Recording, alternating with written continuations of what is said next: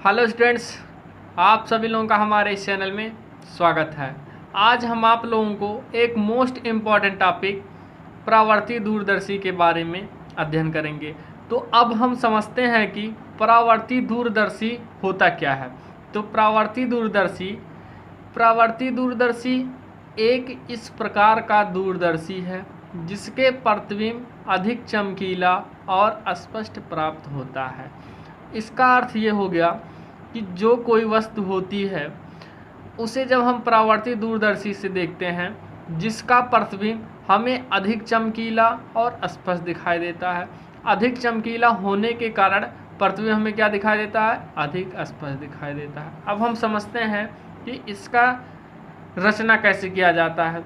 तो पहले हम समझ लेते हैं, इस दूरदर्शी में एक बड़ी फोकस दूरी व बड़े आकार का अवतल दर्पण होता है जो एक चौड़ी नली के सिरे पर लगी होती है। अवतल दर्पण से कुछ दूरी पर ही एक समतल दर्पण M2 मुख्य अक्ष से 45 अंश का कोण बनाते हुए रखा होता है। एक पतली नली में छोटी फोकस दूरी और छोटे द्वारक का लेंस E लगा होता है जिसे नेत्रिका कहते हैं। ये तो थी इसकी रचना। अब हम ये रचना आई कैसे, इस फिगर के माध्यम से समझते हैं। यह है हमारा परावर्ती दूरदर्शी का फिगर। तो हम समझते हैं इसकी रचना कैसे की जाती है। इस दूरदर्शी में अर्थात परावर्ती दूरदर्शी में बड़ी फोकस दूरी व बड़े आकार का एक अवतल दर्पण होता है, जैसा कि ये है। तो हमने क्या समझा, इस दूरदर्शी में अर्थात परावर्ती दूरदर्शी में एक बड़ी फोकस दूरी और बड़े आकार का अवतल लेंस लगा होता है। यह है एक चौड़ी नली, जिसे हम बोल सकते हैं ये क्या है, यह एक चौड़ी नली है जिसके एक सिरे पर क्या है, अवतल लेंस M' लगा होता है। और इसके क्या होता है, इसके कुछ दूरी पर यह समतल दर्पण M2 45 अंश के कोण पर रखा होता है। और यह है हमारा एक पतली नली में अर्थात एक पतली नली में हम क्या करते हैं, छोटे द्वारक का लेंस E लगा होता है जिसे हम कहते हैं नेत्रिका। यह है हमारा। तो ये थी इसकी रचना। अब हम समझते हैं प्रतिबिंब का बनना, कि इसमें प्रतिबिंब कैसे बनता है। तो अब हम समझते हैं प्रतिबिंब का बनना। अवतल दर्पण M' हर स्थित बिंदु AB से आने वाली किरणों को समतल दर्पण M2 पर गिराती है, जो प्रतिबिंब A', B' बनाता है। नेत्रिका इसका बड़ा आभासी सीधा प्रतिबिंब A', B' बनाता है। तो अब हम समझते हैं फिगर में कि इसका प्रतिबिंब बनता कैसे है। तो अब हम समझते हैं प्रतिबिंब का बनना। तो प्रतिबिंब का बनना अर्थात प्रतिबिंब बनता कैसे है, तो हम पहले इस फिगर से समझ लेते हैं। यह है हमारा अवतल दर्पण M', जैसा कि हम देख सकते हैं क्या है हमारा अवतल दर्पण M'। यहाँ AB क्या है, एक वस्तु है, और यहाँ ये चिन्ह दर्शा रहा है कि यहाँ से ये किरणें आ रही हैं। तो अवतल दर्पण M' पर स्थित बिंदु AB, ये है हमारा AB से आने वाली प्रत्येक किरणें, जितनी भी किरणें आएंगी, यह किरणें यहाँ से परावर्तन के पश्चात क्या हो रही हैं, समतल दर्पण M2 पर गिरती हैं। यहाँ से हम देख सकते हैं ये कहाँ गिर रहा है, समतल दर्पण M2 पर गिरती हैं, जो प्रतिबिंब A', B' बनाता है। अर्थात जो यहाँ किरणें गिर रही हैं समतल दर्पण M2 पर, इसका प्रतिबिंब A', B' पर बनता है।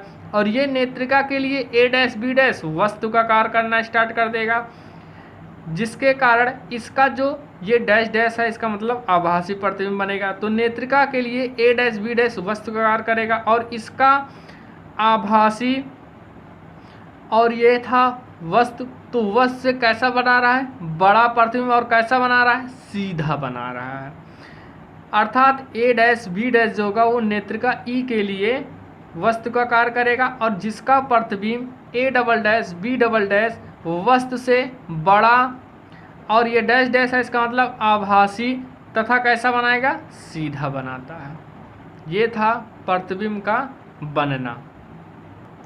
अब हम समझते हैं आवर्धन क्षमता अर्थात परावर्ती दूरदर्शी की आवर्धन क्षमता।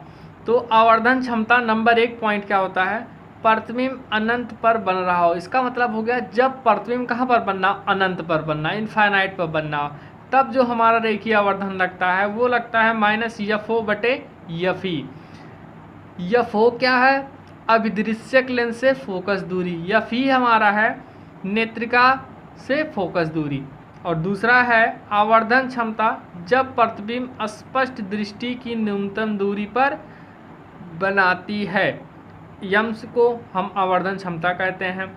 ये होता है आवर्धन क्षमता यम बराबर -FO/FE और कोष्टक में 1 + FE/D। D हमारा है स्पष्ट दृष्टि की न्यूनतम दूरी। ये था हमारा परावर्ती दूरदर्शी का फिगर सहित वर्णन। अब हम समझते हैं परावर्ती दूरदर्शी की उपयोगिता अर्थात परावर्ती दूरदर्शी की क्या उपयोगिता होती है। तो नंबर 1, इसमें प्रकाश का अवशेषण बहुत कम होता है जिससे प्रतिबिंब अधिक चमकीला बनता है। दूसरा पॉइंट है परावर्ती दूरदर्शी की विभेदन क्षमता अधिक होती है। तीसरा पॉइंट है परावर्ती दूरदर्शी में वर्ण विपथन का दोष नहीं पाया जाता है। और चौथा पॉइंट है परावर्ती दूरदर्शी अधिक उपयोगी और सस्ते होते हैं।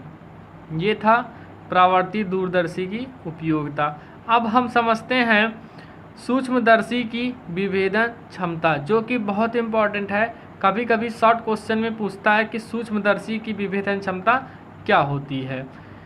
तो समझते हैं, किसी सूक्ष्मदर्शी की विभेदन क्षमता उसकी दो समीपवर्ती वस्तुओं के प्रतिबिंबों को अलग अलग करने की क्षमता होती है।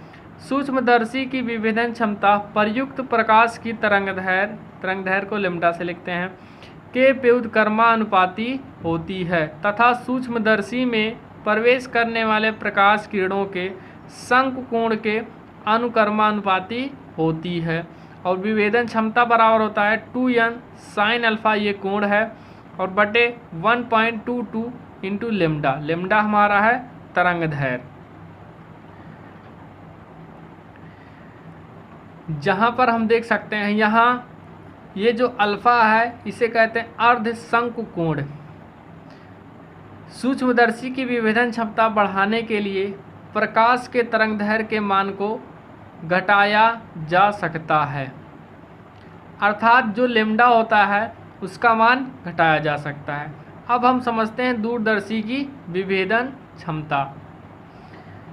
दो समीपवर्ती वस्तुओं को दूरदर्शी द्वारा देखने पर प्रतिबिंबों को अलग अलग करने की क्षमता को दूरदर्शी की विभेदन क्षमता कहते हैं। और इसकी जो विभेदन क्षमता होती है वह होती है D/1.22 लेम्डा, जहाँ D दूरदर्शी के अभिदृश्यक लेंस का व्यास है। दूरदर्शी की विभेदन क्षमता दूरदर्शी के अभिदृश्यक लेंस के व्यास को बढ़ाकर बढ़ाई जा सकती है। आगे हम समझ सकते हैं, अगला है इलेक्ट्रॉन सूक्ष्मदर्शी की उपयोगिता। अति सूक्ष्म वस्तुओं का चित्र लेने के लिए इलेक्ट्रॉन सूक्ष्मदर्शी काम में लाया जाता है।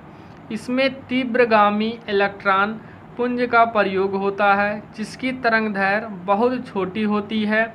इसकी विभेदन क्षमता प्रकाशिक सूक्ष्मदर्शी की तुलना में 5000 गुना अधिक होती है।